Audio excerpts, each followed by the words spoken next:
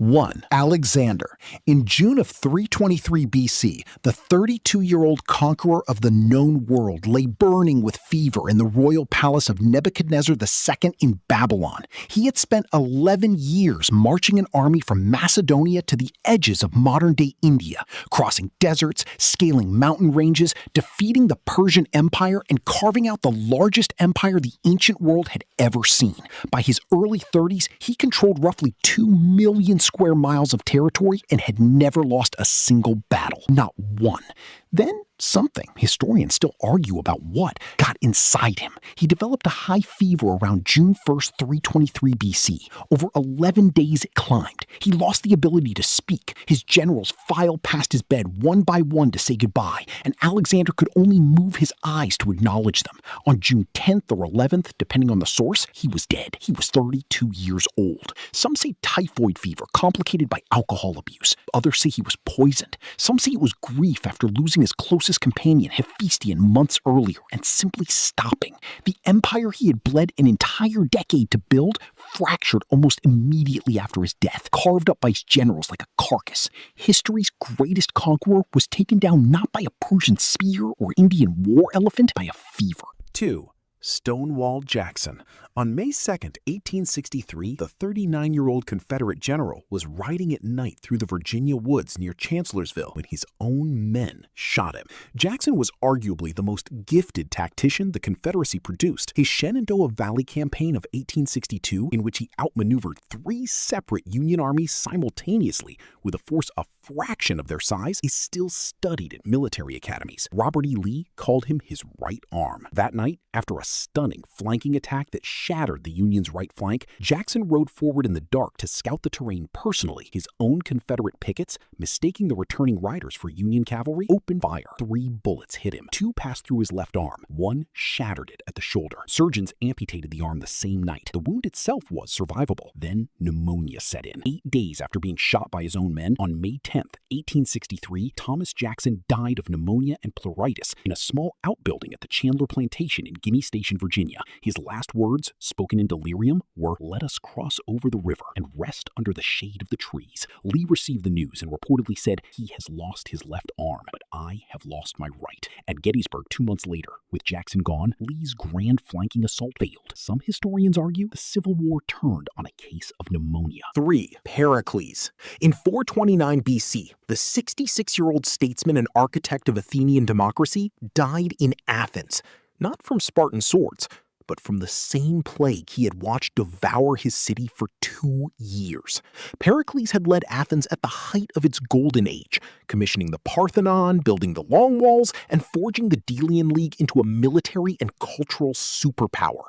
When Sparta declared war in 431 BC, it was Pericles' strategy that shaped the Athenian response. Avoid open land battle, retreat inside the walls, use the navy. It was rational. It was calculated. It was catastrophic. Cramming the population of Attica inside Athens to wait out the Spartans created the perfect conditions for disease.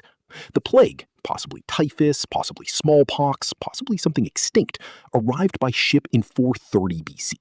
It killed an estimated 75,000 to 100,000 people in Athens alone, roughly a quarter of the city's population.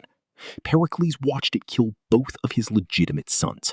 He survived long enough to see his citizenship law relaxed, the very law he had championed, so that his last surviving son by his mistress Aspasia could be made a citizen. Then the plague took him too, in the autumn of 429 BC.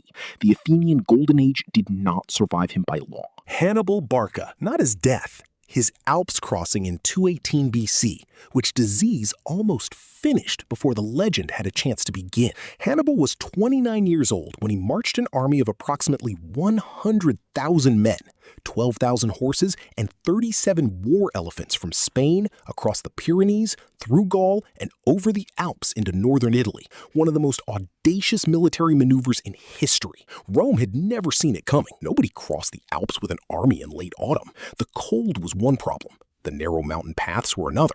Celtic tribes attacked from above, rolling boulders down onto the column. But the real killer was what came after: frostbite, starvation, and gastrointestinal disease from contaminated water and rotten supplies. By the time Hannibal descended into the Po Valley, he had lost roughly half his infantry, nearly half his cavalry, and all but a handful of his elephants. The money shot is the number. He started with approximately 100,000 soldiers. He arrived in Italy with around 26,000. He lost more men to disease and cold than to any battle. He then proceeded to destroy 3 Roman armies in succession, including at Cannae in 216 BC, where he encircled and killed between 50,000 and 70,000 Romans in a single afternoon, the worst defeat in Roman history, with half an army. 5. Napoleon Bonaparte.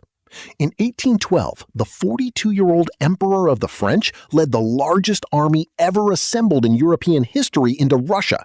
He lost most of it to disease before winter even arrived. The Grand Armée that crossed into Russia in June of 1812 numbered approximately 685,000 men.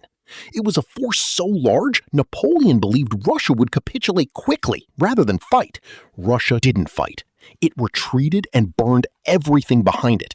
And the French army, stretched across hundreds of miles of scorched earth with supply lines collapsing, began to die. Not from Russian muskets, but from typhus, dysentery, and starvation. By the time Napoleon reached Moscow in September, he had already lost 200,000 men to disease and desertion. He found the city empty and on fire. The retreat from Moscow that winter is the famous part.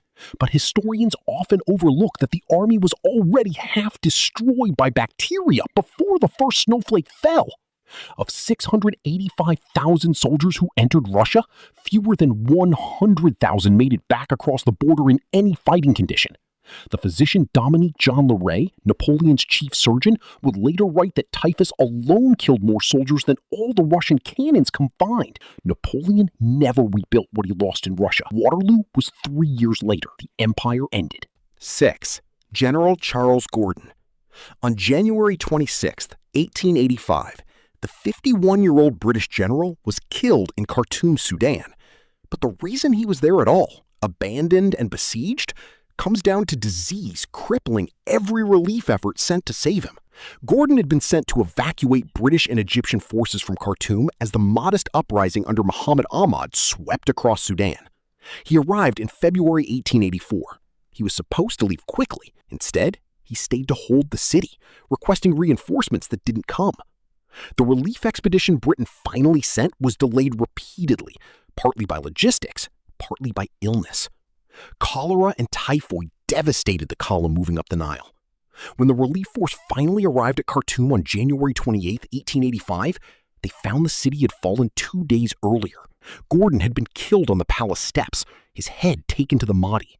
The relief force arrived 48 hours too late. Some accounts suggest that without disease slowing the column, they would have made it. They did not. His death became one of the great imperial scandals of Victorian Britain. Queen Victoria reportedly sent Prime Minister Gladstone a furious, uncoded telegram, something almost unheard of for the era. 7. Shaka Zulu. Not disease in the traditional sense, but the slow psychological and physical unraveling of one of history's most brilliant military minds, beginning after the death of his mother Nandi in October 1827. Shaka had built the Zulu kingdom from a small clan into a regional superpower, revolutionizing African warfare with the Impondo Zankomo, the chest and horns formation, and replacing the long throwing spear with the short stabbing assegai for close quarters dominance. By the mid-1820s, he commanded an army of 40,000 warriors and had reshaped the demographic map of southern Africa through a period of forced migration and warfare called the Efakani. When his mother died, something broke. He ordered a mourning period of 1 year, during which no crops could be planted, no milk consumed, and any woman found pregnant would be executed along with her husband. Estimates suggest thousands died during this period, some from execution, others from starvation. His generals began to see what his enemies always hoped for: a man coming apart, On September 22nd, 1828, Shaka was stabbed to death in his kraal at Dukuza by his two half-brothers, Dingane and Mlangana. While his bodyguard had been sent on a military campaign, he was approximately 41 years old. His last words, reportedly directed at his assassins, "You will not rule this land after killing me. The white men have already arrived." He was right.